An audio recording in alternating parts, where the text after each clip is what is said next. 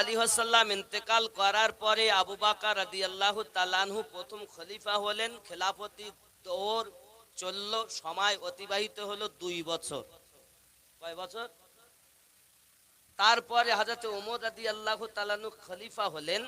খেলাফতের সময় গেল 10 বছর। কত হলো? উসমান জিন নুরাইন রাদিয়াল্লাহু তাআলা আনহু খলিফা হলেন। একটানা 12 বছর নিজে খলিফা হলেন।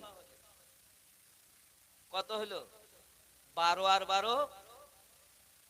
হযরতে আলী রাদিয়াল্লাহু তাআলা আনহু খলিফা হলেন। খেলাফতের দৌর গেল 5.5 বছর।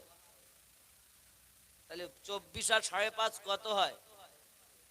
এখনো 6 মাস বাকি। হযরতে মাওলা পাকের পরে একজন খলিফা হলেন, যার নাম হাসানে পাক।